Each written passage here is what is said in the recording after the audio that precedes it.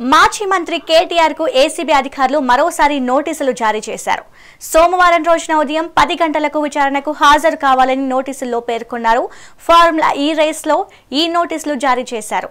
ఇప్పటికే ఒకసారి A1 గా ఉన్న కేటీఆర్, A2 గా ఉన్న సీనియర్ ఐఏఎస్ అధికారి అరవింద కుమార్, A3 గా ఉన్న HMDA మాజీ చీఫ్ ఇంజనీర్ BLN రెడ్డిలను విడివిడిగా విచారించారు. మరోసారి విచారణకు హాజరు కావాల్సి ఉందని అప్పుడే చెప్పారు. ఈ తరుణంలోనే ఏసీబీ అధికారులు కేటీఆర్ కు మరోసారి నోటీసులు జారీ చేశారు. ఇక దీనిపై మరింత సమాచారం మా కరెస్పాండెంట్ జగన్ అందిస్తారు. జగన్ చెప్పండి.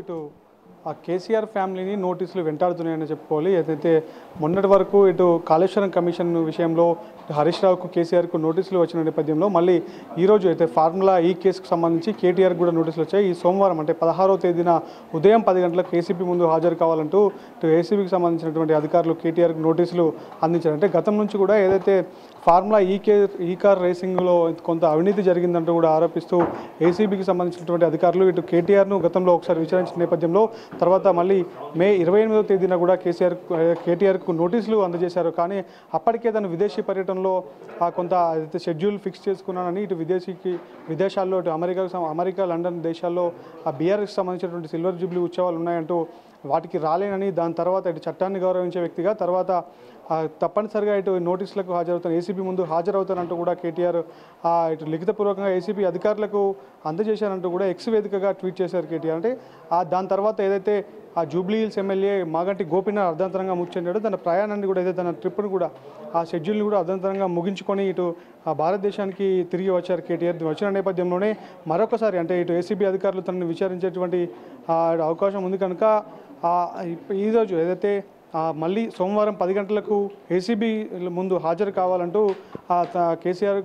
కేటీఆర్కు నోటీసులు ఇచ్చారు. దాన్ని కూడా కేటీఆర్ అంటే నోటీసులకు అప్పటి నుండి అయితే ఫార్ములా ఈ కేర్ మొదటి నుంచి కూడా కేటీఆర్ ఆరోపిస్తుంది ఏంటంటే ఇటు కాంగ్రెస్ ప్రభుత్వం కక్షపూరితంగా వ్యవహరిస్తుంది, బీఆర్ఎస్ సంబంధించిన నాయకులందరినీ కూడా ఈ నోటీసుల పేరుతో ఇబ్బందులకు గురి చేస్తున్నట్టు కూడా తీవ్రమైనటువంటి విమర్శలు చేస్తూ వస్తున్న నేపథ్యంలో ఇటు A1గా ఏదైతే ఈ కేసు అయితే ఉందో దాంట్లో A1గా కేటీఆర్ ఉన్నారు. A2గా ఉన్నటువంటి అప్పటి సీనియర్ ఐఏఎస్ అధికారి అరవింద్ కుమార్తో పాటు HMDA కమిషనర్గా ఉన్నటువంటి NLN రెడ్డిని కూడా ఇదివరకే విచారించిన నేపథ్యంలో ఏసీబీ కోర్టు మరోసారి కూడా విచారణకు వారు హాజరు కావాలంటే విడివిడిగా ఇలా ముగ్గురిని అటు విచారించినప్పుడు కూడా మళ్ళీ అప్పుడే వారికి మరోసారి కూడా విచారణకు పిలిస్తే రావాలంటూ కూడా ఆదేశాలు జారీ చేసింది ఏసీబీ కోర్టు. మళ్ళీ కూడా అంటే ఈరోజు మళ్ళీ ఆ కేటీఆర్కు నోటీసులు అందజేయడంతో ఈ ఫార్ములా ఈ కేర్ రేస్ మళ్ళీ ఆ తెరపైకి వచ్చిందంటే మొన్నటి వరకు కూడా ఇటు కాళేశ్వరం కమిషన్కి సంబంధించినటువంటి నోటీసులతో ఇటు బీఆర్ఎస్ పార్టీ సంబంధించినటువంటి నాయకత్వం కూడా ఆ నోటీసులు ఎదుర్కొన్న నేపథ్యంలో మళ్ళీ ఒకసారి కేటీఆర్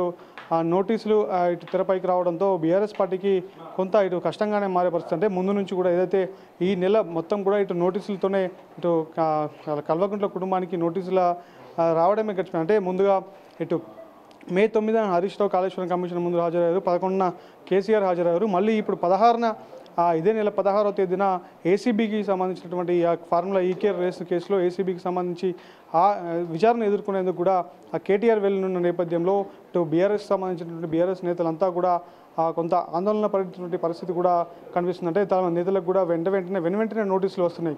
ఈ నోటీసులు అన్నిటికీ కూడా చట్టాన్ని గౌరవించే వ్యక్తిగా తను సమాధానం చెప్తానని, తప్పు చేయలేదు, నేను ఏ విషయంలో కూడా ఇటు బీఆర్ఎస్ సంబంధించిన నాయకులు ఎప్పుడూ తప్పు చేయరంటూ కూడా కేటీఆర్ గతం నుంచి కూడా ఇటు ఘాటుగా విమర్శించుకుంటుంటే బీఆర్ఎస్ పార్టీ పైన కక్షపూరితంగానే ఇటు కాంగ్రెస్ పార్టీ రేవంత్ రెడ్డి కుట్రలు చేస్తున్నాడు, దానికి అనుగుణంగానే దానికి సంబంధించినటువంటి డిపార్ట్మెంట్కి సంబంధించిన ఏదైతే అధికారులు కూడా కాంగ్రెస్ పార్టీ కార్యకర్తల్లో వ్యవహరిస్తున్నారంటూ కూడా పలుమార్లు ఘాటు విమర్శలు చేశారు కేటీఆర్. ఇప్పుడు ఏదైతే 16వ తేదీన సోమవారం ఉదయం 10 గంటలకు ఏసీబీకి సంబంధించిన అధికారులు నోటీసులు ఏదైతే జారీ చేశారో వారికి పూర్తిగా సహకరిస్తానంటూ కూడా గతంలోనే చెప్పారు. అంటే మే 28 ఏదైతే నోటీసులు జారీ అయినాయో అప్పటికే తన విదేశీ పర్యటన షెడ్యూల్ ఖరారు కావడంతో దానికి అప్పుడు రాలేనని, తర్వాత ఎప్పుడు పిలిచినా తను వస్తానంటూ అంటే పర్యటన ముగిసిన వెంటనే చట్టాన్ని గౌరవించే వ్యక్తిగా నేను వచ్చి హాజరవుతానంటూ కూడా కేటీఆర్ చెప్పిన పరిస్థితి. అంటే మాటల్ని బట్టి చూసుకుంటే ఈ నెల 16న నోటీసులకు తప్పనిసరిగా హాజరయ్యే పరిస్థితి ఉంది. సింధు. Thank you Jagan.